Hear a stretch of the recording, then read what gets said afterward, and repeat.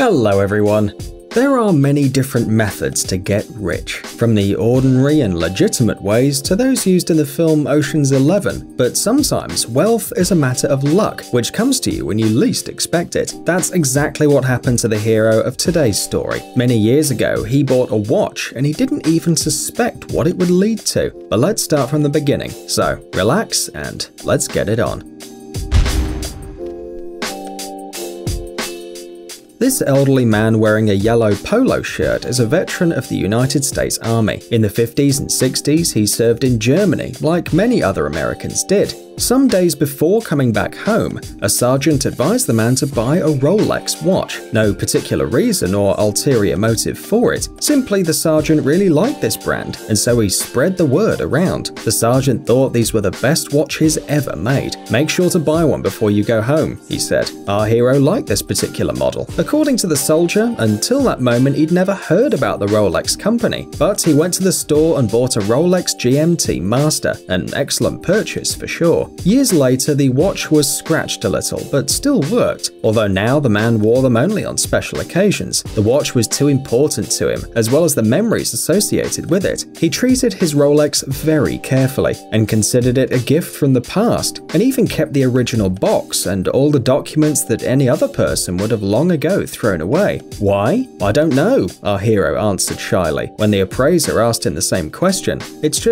I just probably got lucky. Despite the fact that the man had replaced the bracelet, he still kept the original, and he even kept the check with him. On it you can see the date of purchase, April the 16th, 1960. Also, the receipt shows that the man bought two watches at the same time. The second one was a gift for his father. The cost of both watches slightly exceeded $100. At that time, our hero received a little less than $100 a month, but the purchase was really worthwhile. However, he did not even suspect how unique his army souvenir from Germany was. Years later, he met with an antiquarian appraiser who inspected the watch and the documents. Imagine everyone's surprise when it was discovered that it wasn't just a GMT Master model, but the very first series made by Rolex, number 6542. Yes, the watch was not just a little antique, but a real treasure. Just the watch had a value between $35,000 to $45,000, without taking into account the documents. And because the man kept every piece of documentation, the price of the watch reached $75,000.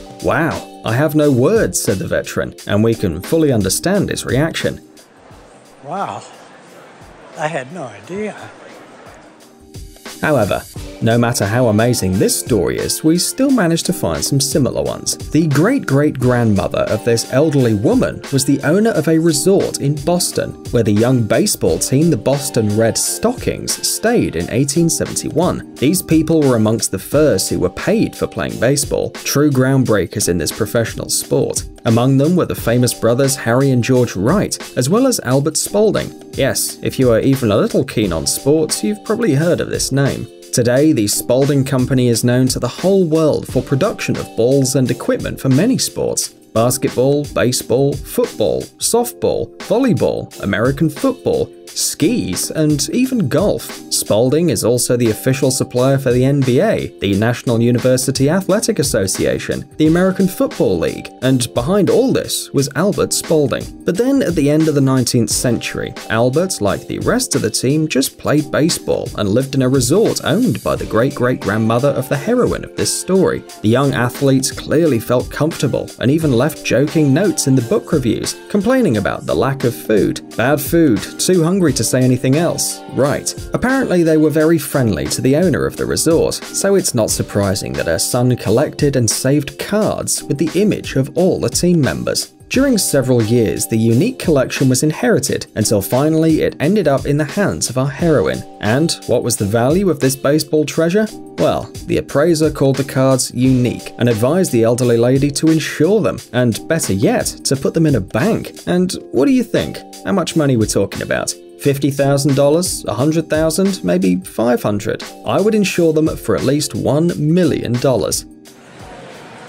Are you serious? Holy smokes.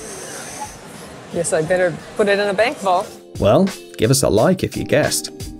The story of Loren Kritzer is a little bit different. Loren worked as a carpenter before he got into a car accident in 2007. After a long rehabilitation, the man had to live on a modest disability allowance of $700. After paying for a rented apartment, he had only about $200 a month for other expenses. Not much, right? But Loren's life changed literally in an instant. In 2005, the man came to the house of his late grandmother to pick up some books that she left him. All valuable property, including all savings, had already been divided between his mother and sister, who clearly didn't want to share it with him. After looking around, Kritzer noticed a blanket that looked more like a dirty rag. It seemed that the relatives decided that this waste rubbish could be simply thrown away. It was once the bed of Grandma's cat, but it had been lying around for years. After some thought, the man decided to take the blanket with him in memory of his grandmother. For a long 7 years, the unknown rag just lay in the closet, until one day, Loren saw an episode of the show Antiques Roadshow, which struck him. In the show, the collector of art, Don Ellis, talked about the real cost of a blanket made by Navajo Indians. He estimated it at $500,000, saying that such things were expensive even at the time when they were made. Nothing out of the ordinary, but the blanket in the show looked almost the same as the one dusting in the closet at Loren's house. Perhaps at that moment, the man's heart started beating like crazy, and we understand it.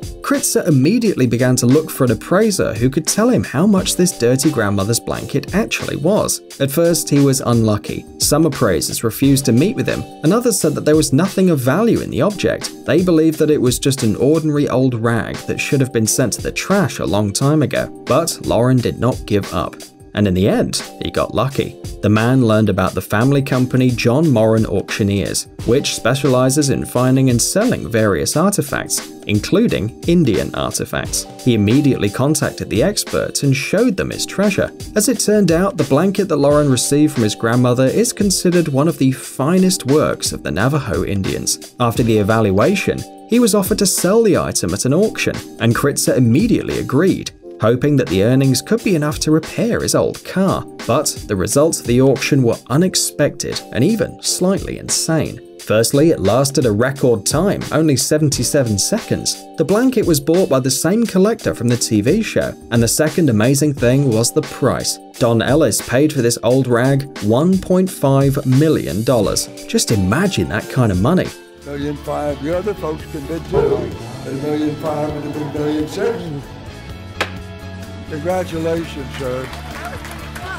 Buyer number 110 was the buyer. Oh my God.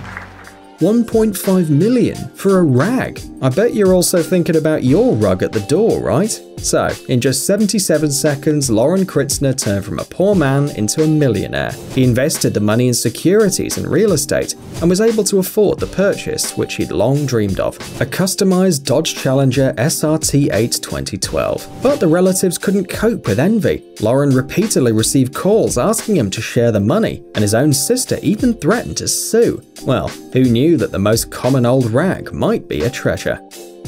Well, and since we started talking about amazing finds, we have to mention the famous garage sales. Oh, you can find incredibly cool things there. One day, a woman named Claire was looking for a small table for a living room and went to one of these sales. There, she saw a completely ordinary, at first glance, piece of furniture, all black from the dirt and in terrible condition. The owner of the table asked for $30 for it, and although Claire had only 25, she managed to get the item. For 30 years, the table did its work, until one day the woman decided to take it to some appraisers just to check. Maybe it did have some value. It was clear that the table was terribly old. The antique experts found on the back of the lid an almost erased mark, John Seymour and Son, Creek Square, Boston. It turned out that John and Thomas Seymour were very respected cabinet makers who made beautiful, durable furniture for the wealthiest Boston families in the late 18th century. Despite the fact that the table was already more than 2 centuries old,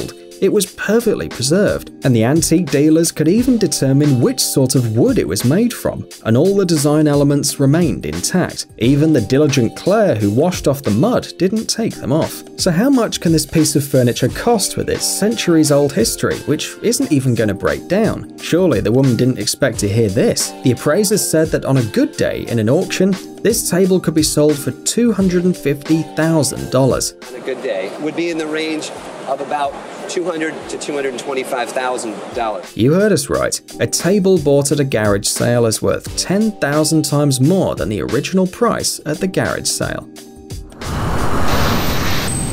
Amazing gadgets, upcoming technologies, incredible inventions, and other cool stuff related to high tech on TechZone. Subscribe, you won't regret it. The link is on the screen and in the description. Thanks for watching. Please like and share the video in social networks, and we'll be right back to you as fast as we can.